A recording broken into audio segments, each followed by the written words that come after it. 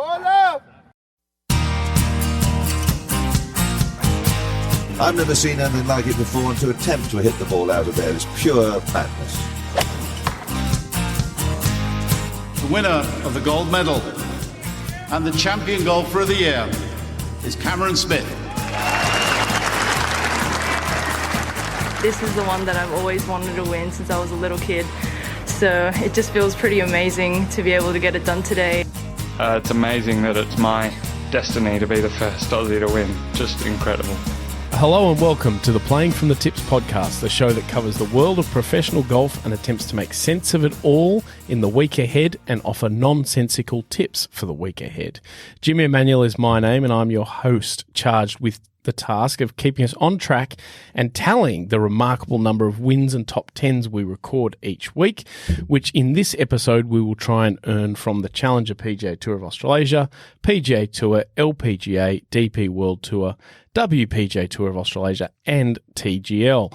Returning from a one-week hiatus to join me in all of that and so much more is a man who was last week described as a potential anchor, but others know as a prolific podcaster, columnist, and Dubbo's biggest fan. Rod Murray, welcome back. Who called me an anchor? Who do you think? Yeah, no surprises. Exactly. I didn't listen, I'll say, but I'll have my solicitor do so and be in touch. I called you the rudder of the show if we were a ship, and he called you a potential anchor. I'm more like a winged keel, you maniac. Next, he saw... We flew without your wing. Yeah, that's right. How was it, by the way? Who'd you get? Matty Burns came in? Yeah, he did. It was great. Left field was heavily loaded? Yeah, it was yeah. Nothing was going out to right. You were shouting out, were you, Jimmy, over there to left field? If we were baseball, the fielding team had shifted it all into left. I'm going to go back and have a listen to that. That'd yes. be good. Next, he briefly saw the dizzying heights of the number 2 spot last week, but this week he's back in number 3 where he can comfortably sling his little jabs and bizarre contributions, which is not unlike his efforts as an on-course golf partner. Welcome back, Adrian Loke. Thank you, Jimmy. I think that is you as a partner on a golf course. Yeah, I mix it up. Oh, you know what? In regular golf, I'm pretty consistent. I'm like the rock that steadies the partnership. Wayne the Rock? Or? But in that stupid gala stuff we do, I just can't. I'm very erratic. I just can't. Okay. Yeah. Jimmy told me you got a couple of chips in the air the last time you played. Yeah. Yeah, I saw him chipping in the air. Yeah, with conventional golf clubs, I can go all right. This is, of course, the part of the show where we look back on the week that was, highlights, lowlights, otherwise. I think Victor Hovland's a pretty big highlight. Going from shooting 80-something at Sawgrass to winning a golf tournament is something that doesn't happen. Well, just Victor Hovland at the top of the game is good. He's one of the few who has genuine personality.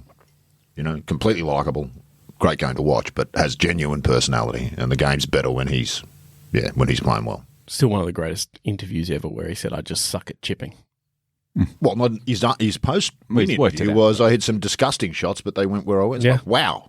He even said, I didn't believe I could win this week. It's like, nobody says that. No. This is why it's good for golf to have him at the top of the game. No, go for it. He's very well grounded, isn't he? Yeah.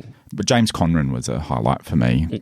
Everyone likes Jimmy Conran, but he's a fellow member of your golf club. Yeah, that's right. And I watched him come up as a junior there and watched him win the club championship and all that sort of stuff. And watched or mentored? As his career goes on, it'll flip between the two. Yeah, stake your claim now. But it's I actually wasn't sure. He was going to have this level of success, and when he first set out on the tour, I thought, he could make it. But it's really satisfying. Isn't it actually one of the great things about golf, though? I don't think there's many other sports where that happens, where, Elvis Smiley, for example, adopted by the guys up at Southport Golf Club, and they must, every week that he plays, they'd gather in the bar there and watch. You just don't get that connection, I don't feel like, in other sports. I wonder whether tennis clubs have that, or footy clubs, or I'm sure there's a bit of it, but I think golf does that really, really, really well. And it's interesting for a club that has a player of that level as well. Like, and I think everybody at Pimble thinks this about James Conran, is that it's astonishing how much better he is than everybody in the club, like 5 shots around better than the very best player in the club. And nonetheless, that's good enough for like a PGA Tour of Australasia, struggling career in PGA Tour of Australasia, but all of that hard work's paid off for him, and fantastic victory. Good on. Absolutely, agree completely. Elvis, you mentioned another highlight, wins the Order of Merit and everything that comes with it, and just becomes an Order of Merit winner. which is a remarkable sort of a situation given new coach only a little over 12 months ago in the off-season said, I want to win the Order of Merit, goes out and does it. He's Fantastic. really good. I know you were surprised when I said I think he's got all the tools, perhaps not yet physically, though they will develop. But he's got the right mindset to be a top 10 player in the world, Elvis. And I don't think that's true of everybody, but I think it's true of him. Yep. He had a couple of really quite tough years. He turned pro, COVID hit, lockdowns, couldn't get anywhere to play, all that sort of stuff. And he worked through all of that. He had a bunch of disappointments and near misses, but he's come out of all that. I can really see him going. I'm not saying he will necessarily get to the top 10 in the world, but I think he's got all the tools to do it. Yep, agree. Mentally. It is good to see how much an Order of Merit means these days as well. The Australian Order of Merit used to be a really big deal in the 80s and 90s and stuff. And credit to PGA of Australia. They've gotten it all together, and it's actually something, it's a goal that players play for now. Yeah, so. Big shout out to Nick Dasty and Kim Felton, who have been the ones who drove that. Kim Felton turns 50 this week. Shout out to my boy, Kimmy boy. No, that would make me... No, that can't be true. No, I'm excited to get the call up to caddy for some senior events. That's what I'm excited about. End of the LET run of events down here. Obviously, one cancelled, one shortened, one completed. But I think just good to have international tours come and play here. Mimi Rhodes wins Women's New South Wales Open. What a player. Great player. What a player. What a bunch of future stars in that field as well. Much. They'll be talking, like Jimmy went to the Wollongong thing, and he'll be talking about the Wollongong New South Wales Open for years to come, I think. I go to a lot of golf tournaments. But it was very impressive. Rhodes, Alessandra Finale, there was a bunch of these young players coming through who are so impressive. Kirsten Rudgley held her own. And when we're talking golfers with personality, Kirsten Rudgley is like top tier. I spent most of the week walking with her group because she gets bored and she needs someone to talk to. So she'd just come out and chat to me, tell me about how excited she was to drive her car when she gets back to Perth, angling at me to go to the World Sand Greens because it was going to be a great place to have a drink and a great time, just talking anything about anything that wasn't golf. So she is a genuine legend. But plenty of highlights there. Low light, surely Tiger Woods' social media team. What is that about? What is that? I don't know. What is that? That's out of our scope. It's beyond my pay grade. That's just... I don't know. Yeah. Anyway. Who cares? Well, that's what I don't understand the point of it. Who cares? Why would you do that? Why would he do that? I don't know. Well, is there some story about the break? Well, they normally get ahead of this stuff if they know that someone's going to publish something. So whether it's going to be something scandalous or whether it was just the fact that the two of them are dating, I don't know. Yeah. Hell of a way to live, isn't it? You've got to sort of announce these things publicly to try and keep the... I do like that they keep to attempt that it is Tiger's voice through those social media things. Yeah. Like, for a guy who's... I don't think Tiger's... And yet he's still so awkward in front of the camera for a bloke who's grown up in front of the camera. He just never looks natural, does he? He never looks comfortable. Yeah. The photos are staged, which makes it difficult, but he's never relaxed into that role of being the kind of... Mickelson's, he's fine. He deals with it well. Woods is the complete opposite. Yeah. So. No. Maybe it was a cry for help, that message. Well, that beard might be a cry for help. What's going on with that? That whole goatee. Yeah, that hangs around a fair bit at the moment. Yeah, but at his age... Yeah. He's never been a great style guy. Yeah. Like the way he dresses himself when somebody hasn't dressed him, it's just appalling. And some of the things he's allowed Nike to put him in over the years have not been terrific either. You've got the veto here, Tiger. You don't have to wear it if you don't want to. Yeah. On last week, it was a bountiful week for us, including one of Logue's trademark thought about picks in Nuria Iturios. We combined for 7 top 10s and 2 wins, all of which takes us to 20 wins and 34 top 10s for the year, all of which tallies up to an unbeatable number for any podcast previewing the Women's World Sand Greens, Rod. Yeah, 100%. I'll stand by that. I don't even need to fact check that. That doesn't even need to be looked at. Nope. We're going to be in trouble if someone starts taking an interest in these tournaments. We don't, by the way, because I'm going to run out of things. But anyway, on we go. And this week, for the last time for a little while, we will start with our home men's tour in Australia with the Challenger PGA Tour of Australasia ending its 2024-2025 season at the National Tournament. This year on the Gunnamatta course, which was designed by Tom Doak, where Peter Thompson and Mike Woolridge Ocean course at the National used to sit. One of the National's 4 18-hole golf courses, 3 of them on site here in the Mornington Peninsula. More open, closest to the water, a bit funkier design, I suppose you'd call the Gunnamatta Logue. Greens in a lot of the spots have bowls so that if the wind blows, ball flight control becomes very important. But if the wind's down, you can be creative. You can make a lot of birdies, so the scores can be really good. Last year it was on the Moona course. There's been talk of getting it onto the old course, but Very hard to have a golf tournament on the old course. Yeah. Getting people around. Logistics of If that. the Just wind getting blows. cameras around. Getting cameras around. Just you know, walking around it, to be frank with you. Yeah. just playing golf around Yeah, it, let alone if it absolutely. blows, there'll be scores. Yeah. So on the Gunnamatta this year, which will be good to see, they played the first one of these there back COVID sort of times, I think it was. Which only would have just opened, I would have thought. Correct. It was would have been brand very new, so yeah. they put it out there. But if they go back there this year, of course, it's very good. Very Australian golf course to finish a season, which is nice. As mentioned off the top, Elvis Smiley's already locked top spot of the Order Merit. Ryan Peake has locked number 2. Given Elvis has a DP World Winners category, that number 1 DP World card does slide to Ryan. Oh, Peake. right. So So he it's will Elvis have plus 3 more. correct. Wow. Oh, that's sensational. And as it sits currently, that would be Lucas Herbert and Cameron Smith, both who have played their 4 required events. Whether they take the membership then decides whether it slides further. So, Have we got any indication as to Ryan's whether got either a lot of them visa might? requirements to meet. That's yes, correct. So there is no, I can't give a guaranteed yes or no if they will take those memberships. Would be awkward for the DP World Tour then, would it not? Yeah, Are I they mean, eligible to become members to then be immediately suspended as soon as they tee it up in a live yeah, event? exactly how it happens, I don't know. But Oh, that's such an interesting little political wrinkle, isn't it? There Now is. I'm fascinated by that. That's my most important story to follow for the week. so it'll depend. I mean, for Lucas, it potentially makes a bit of sense. Lucas was a member and a winner out there. So if he was to use Did it, he resign his membership, do we know? I don't know for sure. Cam has previously not taken up the option when he's won DP World events to take membership. So he won the Aussie PGA and didn't take membership. Doesn't he have membership as a major Correct. winner? So he gets Automatically. a membership as a major winner. So there's all these sort of things to work out over the next little while. But there's a lot of other stuff to play for as well because top 10s get exemptions into tour schools around the world. So, for example, Elvis is already through to PGA Tour final stage. That's huge. There's final stage Q school entries. There's all sorts of other things. There's starts at places like Dunhill for top 15. So there's a lot of those little ones. But then the other important one is at the end of top 50. Keep your card. So there's going to be a lot of that sort of stuff as well. In terms of players to watch, we've mentioned Anthony Quayle pretty much every week for the last 8 weeks for good reason, good form, right up on the Order of Merit despite not having a win, good golf course fit again.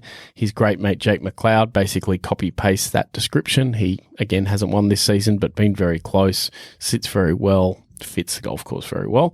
A couple of Order of Merit winners, Elvis not in the field, but Jed Morgan and David Micheluzzi along with Jake McLeod are. So Micheluzzi just coming back and playing because why not?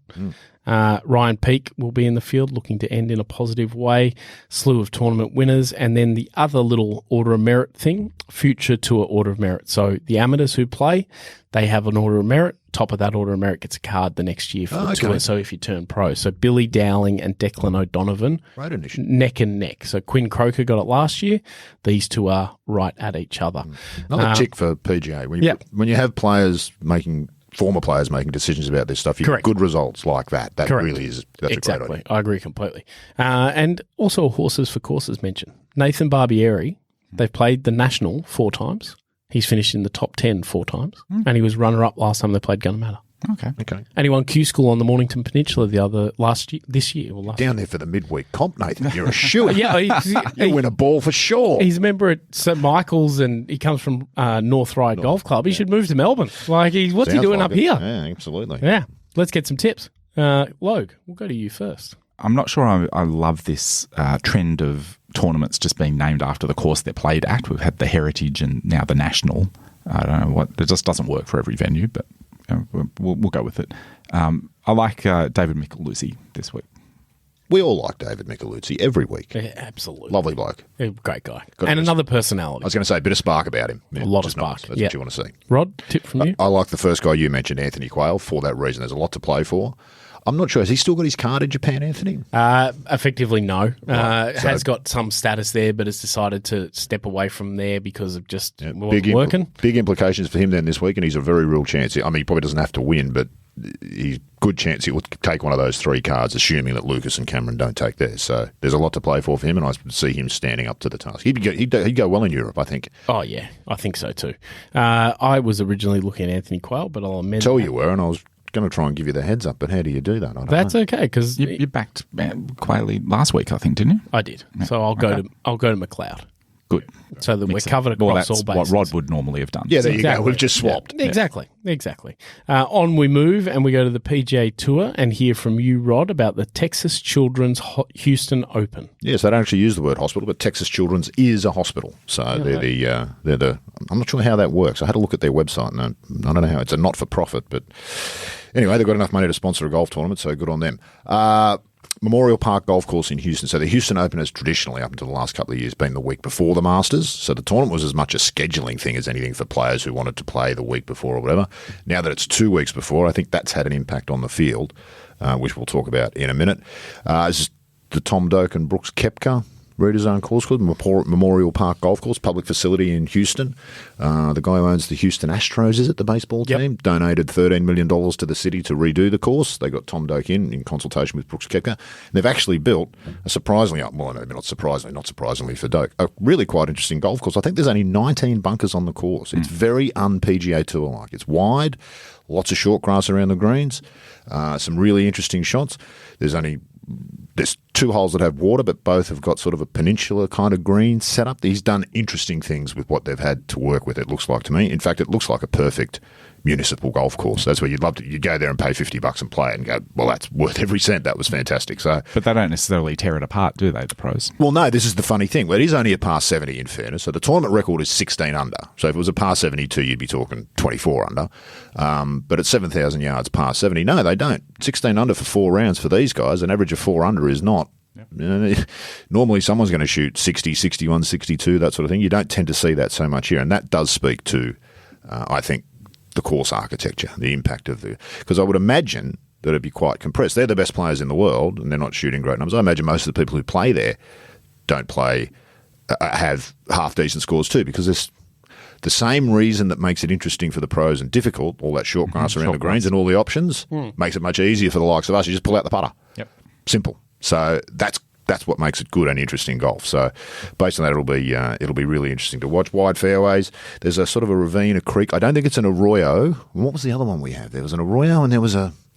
Barranca? Barranca might have been, yeah. I don't think it's technically called that in Texas, but he's used it really well. It's often a good diagonal, has it into greens. It winds its way through the whole property. So I watched the flyovers on YouTube, and I've not looked at this course as closely before, and I'm really quite interested to see how it plays this week. 3 par 5s and 5 par 3s, which is unusual. That would, for some people I know, that would be enough not to play the course. Well, it's not a proper golf course. But again, it works. So the 16th hole is probably the one to watch in particular. They changed it last year. If they move the tees forward on Sunday, which they likely will, it'll be a drivable par 4, but with water in play. And actually a really good, interesting drivable par 4. So there's something to watch this week. If you're into your golf courses and you like golf courses, I think there's something on offer this week as well. The defending champion, Stephen Yeager. The field is interesting. So this is why I say the impact on the field. Both Rory and Scotty Scheffler have signed up to play, which is the big news about this tournament. It gets pretty thin pretty quickly after that. I suspect for both of them, this has always been an issue for the Houston Open. The last event before the Masters, if you win and you're not in the field, you get into the Masters. But what these guys will be looking for is a course that plays something like Augusta, and the short grass around the greens in particular, and the width will give it that feel. I think it's probably a better tune-up for them than what we're going to see next week at the TPC San Antonio, which is much more like Innisbrook that we saw last week, and nothing like Augusta at all. So I suspect that's why those two have made that decision. Lots of the other top players will play next week because they like to play the week before rather than have had the week off. So it'll be interesting to see how that pans out, because we know that Scheffler hasn't been at his best so far this year, whereas Rory kind of has. Well, Rory's won, even though he hasn't been at his best, and that's a really good sign. So interesting to see those. So I don't actually think either of those two will win. I think there will be a bit of distraction. I don't think you can help but be a bit distracted if you're Scheffler and McIlroy. You've got eyes on a different prize. I'm not sure they'll be dialed into the win this week, but they'll be dialed into dialing in their game this week, which doesn't mean they can't win, but sort of different. Some really interesting players from last week. It was an interesting leaderboard, I thought, at the Valspar, and towards the end, the bigger names with Hovland and Justin Thomas. But there was a bunch of lesser-known guys really doing a good job of playing entertaining golf before that. Lots of them back this week. Jacob Bridgman and Rio Hitsatsuni in particular, I thought, were impressive last week and be interesting to watch this week. More impressive than my Tommy Fleetwood. Very disappointed. Yeah, that's actually a real shame. Tommy's... Yeah. He's just got to step. That was a sort of place he has to step up and at least contend. Yeah, he was never really in it.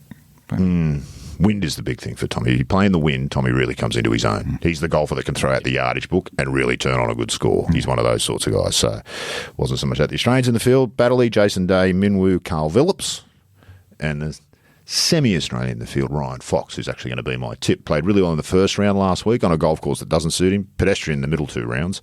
Decent round on Sunday. This course will suit him a whole lot more. I can't see him finishing his career without at least one PGA Tour win. Why not this week? Nice. I like it. Luke? Yeah, so you think a big hitter is a chance around this place, Rob? I don't think the big hitting is what's going to get it. It's more the width. Oh, right. So for a guy like Fox who hits it long and sometimes offline, more width means more chance to recover. A little bit forgiving. Yeah. Well, Minwoo for the same reason. my instinct is to go with one of the longer players on tour for this tournament as well. Jake Knapp. I find his golf swing so impressive. Yeah, everything about it is. It's just so Hypnotic, good to look at. It's so modern. It's like, to me, it's the quintessential modern golf swing. Like I remember when Fred Couples first came out, people were like, oh, that's the modern theory of how to swing a golf club in the 90s or something like that. It's like he had some interesting ideas like get the club up on your shoulder as soon as you can in the through swing and that sort of thing. And so a generation of people tried to do that for a little while. How many of these top players are legitimately clueless about how they do it? Exactly. A coach would just listen and go, you have no idea what you're talking about. Amazing, isn't it? Exactly. But you look at Knapp's swing and there's just something about that effortless power that he applies to the ball. It's just like, oh my goodness, he's just like doing everything exactly as they want you to do it these days. As physics intended. With the club lean and the coming out, it's quite remarkable. I think he's fantastic. I think he's actually a star in the making. But are you tipping him, or are we you haven't just... seen? Yeah, I'm tipping. I was going to say that was going to be the longest ode to Jake Knapp. Not the longest I thought of that we've had. Just while he's playing regularly on all these tours before he goes on a shortened schedule, I think this is like he's going to claim 3 or 4 victories really quick. Yep. I think there's a lot of those sort of players who could do well, but Rory off the back of a win, none of us tipped him at the Players either, and that's a mistake. So I think, in terms of the way he played, it wasn't a mistake. He got the win, but it wasn't his best golf by any stretch. In terms of group care, so for a top 10, I'm going to support us all with a Rory tip because he's going to be there or thereabouts. Scheffler, I think he'll be close. I think he plays this because it's his hometown kind of thing. Come on, Scheffler's done. We all know. Stick a fork in him.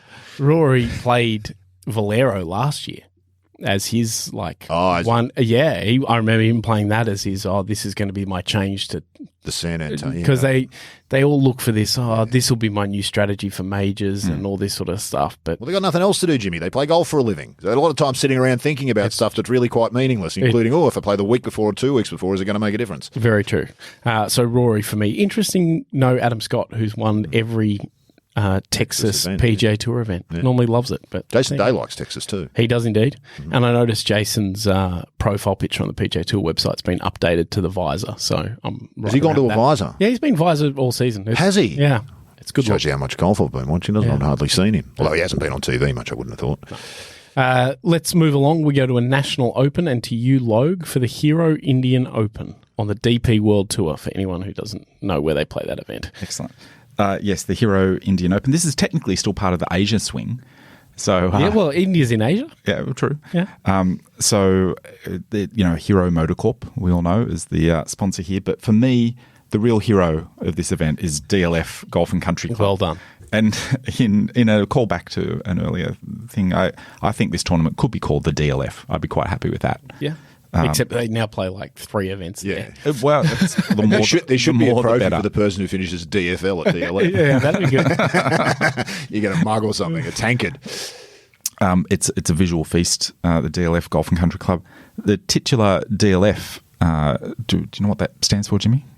Delhi Land and Finance? Yeah. Correct. And this is the driving force behind the DLF city in Gurgaon in India. It's a Gary Player design, as we all know. It was built in a couple of stages. The whole thing was put together in 2015 finally. Has an island green on the 14th. But again, there's a hole. The 17th has a lot of rocks. There's a quote from Eddie Pepperell I quite like. The great thing about the 17th hole in India is that it has 15,000 rocks and 15 fans. Most great 17th holes have 15 rocks and 15,000 fans. So that part, actually, the whole thing is built out of a quarry, which explains the rocks. Is it the finest of its kind? As Well, Gary Player himself might say. It may be. It's maybe the finest golf course in the world that uses geotextile bunkers. Yes. Which certainly give it the visual punch that really makes it pop on TV. So, Are you anti it? Oh, no. No, I'm not either. No, and, I used to be, but I'm not now. I think the thing I like about it is that they're leaning into this man-made aesthetic. Yeah, agreed. Like this, If you're going to do it, it makes it authentic in a weird way. Yes, agreed. It's anti-minimalist, and I quite like it. I'm there for it. Australians in the field, we've got Daniel Gale, Matt Griffin, Cameron John, Austin Batista, Lockie Barker, Jason Scrivener, and lots of Indian players in attendance, as you'd expect. But my pick is going to be Alex Fitzpatrick. I'm trying to make Alex Fitzpatrick a thing now. I think you've tried before, but then you've kind of jumped off the train. Now, Given what you did to Ewan Ferguson, Alex probably won't be happy. he's in the about field that. too, Ewan Ferguson. Yeah, of course he is. Yeah. Rod, your tip? I like Yannick Paul. He finished second and 10th here in the last 2 years, and he'll be inspired by his brother's performance at the Valspar last week.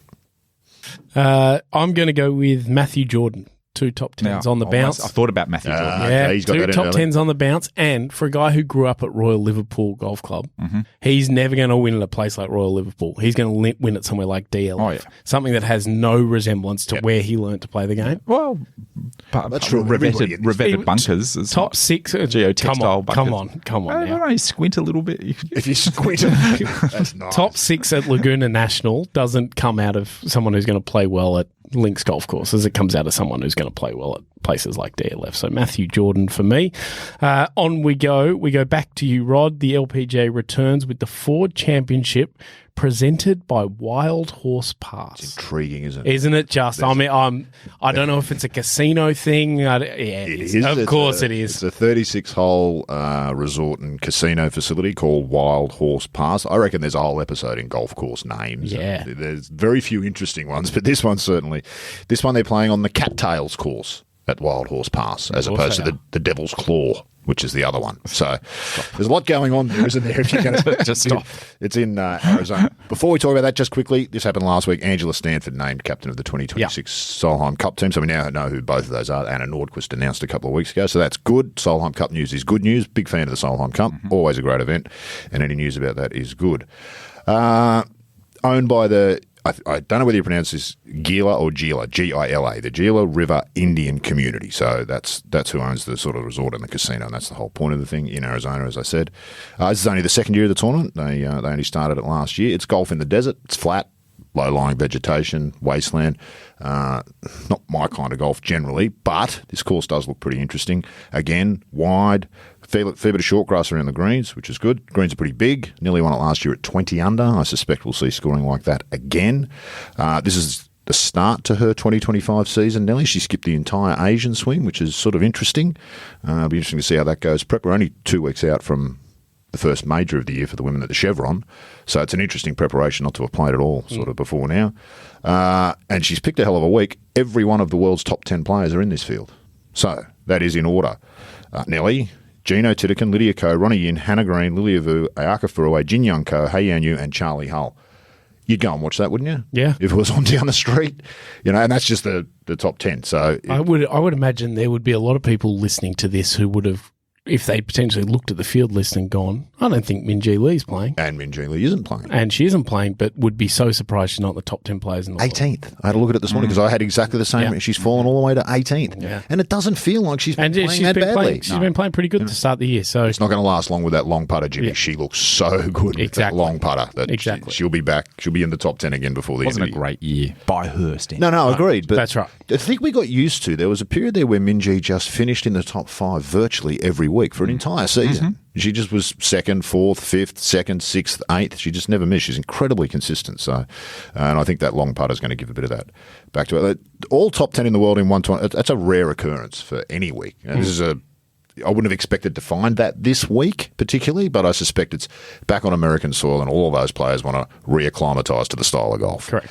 Particularly, as I said, with only 3 weeks to go until the the Chevron Championship. Australians in the field, Hannah, obviously. Hiron Naveed, who finished second here last year. That was kind of her announcement to the world that she was on her way. Gabby Ruffles, Grace Kim, Sarah Kemp, which is great to see. Wasn't she terrific to watch when she was here a couple of weeks ago? Steph Kiriakou, Cassie Porter, who had a terrific last outing on the LPGA, and Karis Davidson. I'm actually going to tip one of the Australians. It's going to be Gabby Ruffles. She had a bit of a slow start to the year. She's too good a player not to be winning tournaments. I think this sort of golf might suit her a bit better, so I'm going to tip Gabby Ruffles this week. Nice. Very good. Loke? I'm just making it easy for myself. I'm picking Lydia Ko. Okay.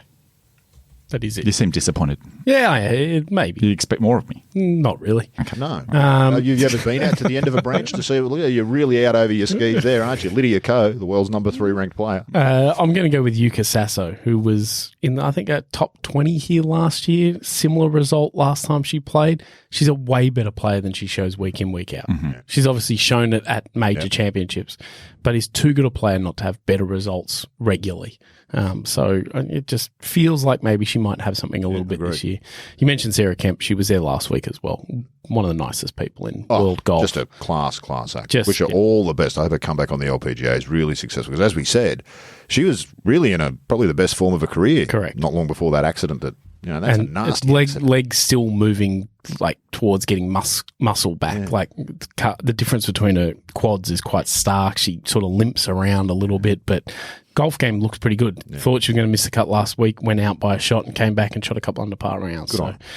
Very positive to see.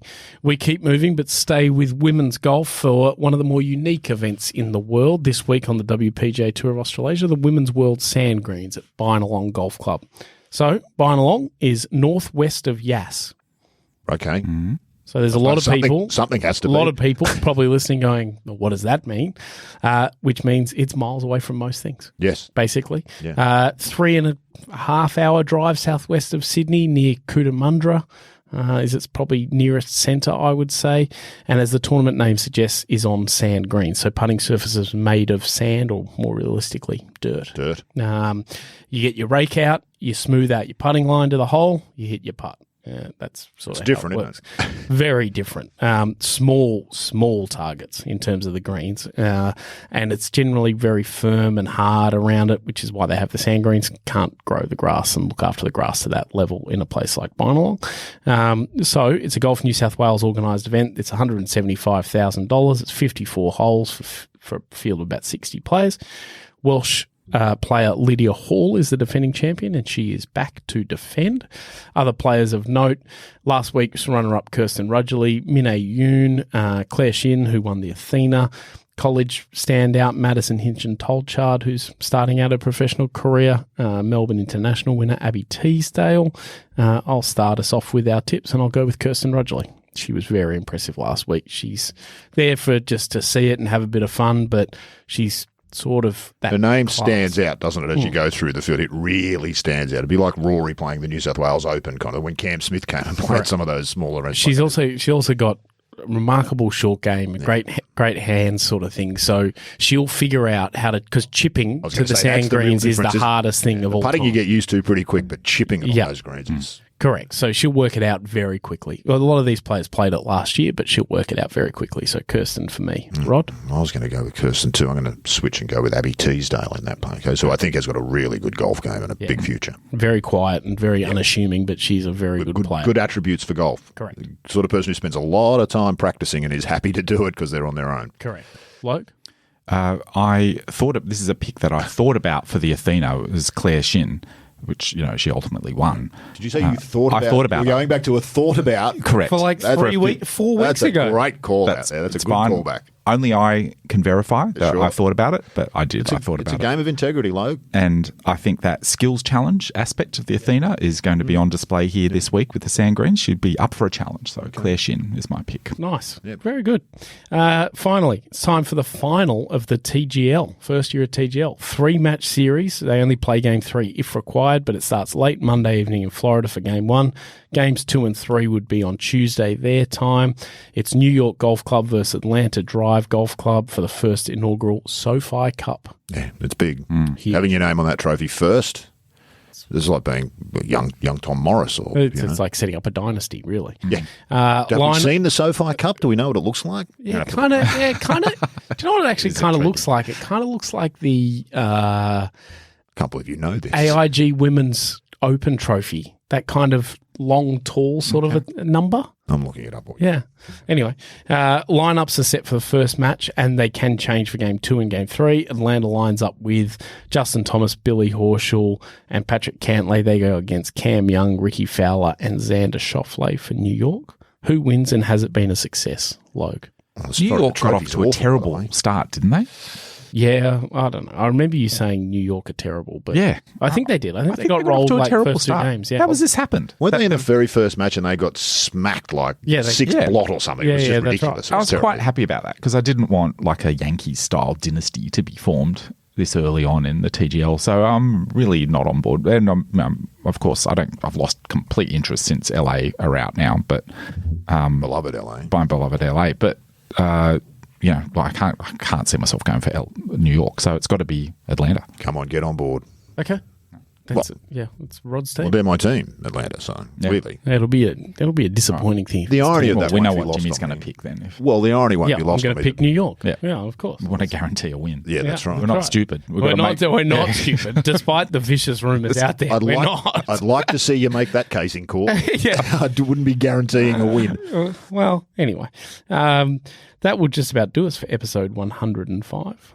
Rod, do you want to respond in more depth about the allegations of being an anchor? I will in a moment. I've looked up the SoFi Trophy and it is genuinely awful. But have you looked it up against the It's an awful- the AIG Women's Open Trophy? It's basically the same shape thing. Very good call. I wonder whether they got some sort of deal on that or something. Yeah. No, I don't understand that at all. Who designs trophies, Logue? It's the sort of thing you'd be into. I don't know. If I asked you to design a trophy, what would you do? I don't. Bring a sketch next week so that we can post it for the Yeah. listeners. You should design a gala For your boy. gala- I feel like Your it's the gala sort of day. thing you should be doing on a drafting table, like doing proper sketches. Can you and things hire? You're saying that like you want a drafting table put in the studio. Or like I'd know what a drafting table is. Yeah. Is that one of those tilty desks, as Costanza described it? You've got a big tilty desk, that's all they do. Anchor, no, not fair. I listened to the very start of the show and you mentioned I did want to bring this up, the fifth major thing with Sawgrass. Yeah.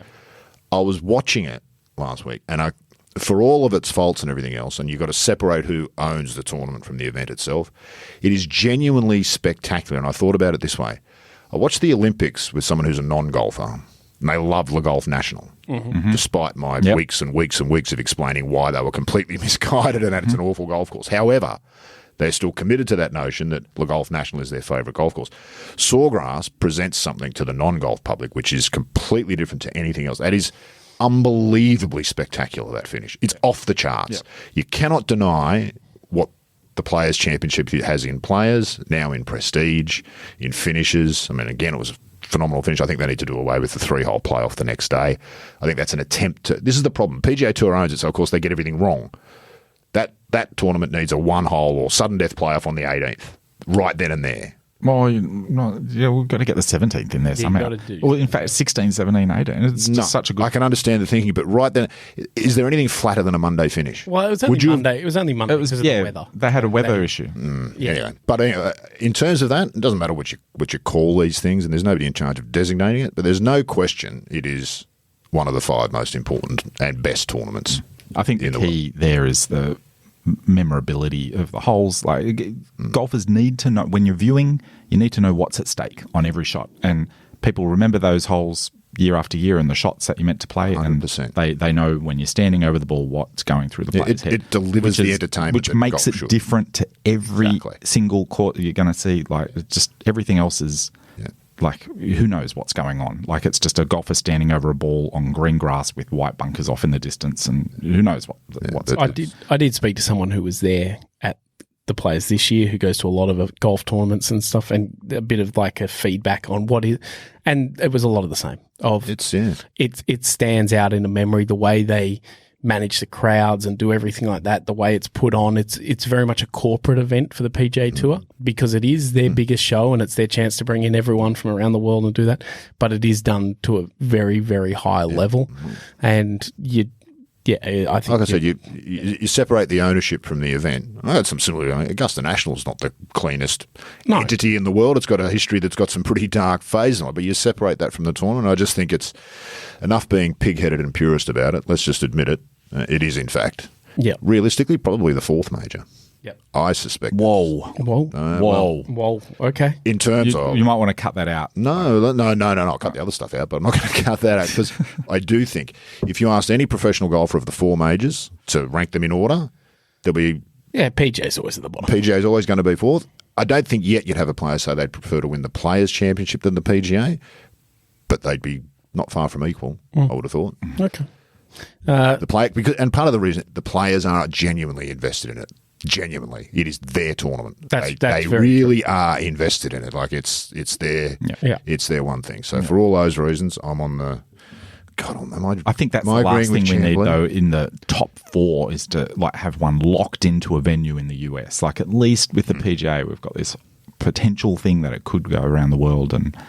Join up with the other. Not before about 2040. I know. It's just outrageous. But that's the sort of thing that can be backed out. I don't know. Agreed. I agree. It's I know what you mean. Locking another tournament into a charismatic golf course in the US is. But having said that, certainly at the moment still, the US is the centre of golf. Yeah. That's the truth of it. Mm-hmm. So all the players want to get there. That's where everyone wants to play and all that sort of stuff. Yeah, I mean, for me, I'm giving up on it's not a major. Who cares? It is one of the 5 most important tournaments. Logue, speaking of anchors and weighing down, how much do you plan on being a drain to you and Porter this week when you re-partner? Well, it all depends. I've got a plan, Jimmy. I'm going to call on your partner to bring me those Ping I2s, which I've had some success with. Whatever. You don't even know what you got. I don't know. I look down at them and I can hit them. Those There's some I2s in there if you want to take That's going to be the key to my success. Oh, maybe I will. Thank you. Thank you for that option. There you go. Of course. Well, we look forward to hearing more about that. No, we don't. No one does. No, not even you. You can, of course, follow all the action mentioned here and much more on the Golf Australia magazine website, golfaustralia.com.au, and get out and get a copy of the April issue of the magazine ahead of the Masters in just a few weeks, where Rory McIlroy adorns the cover very appropriately. Thank you for listening, and we'll be back next week on Playing from the Tips.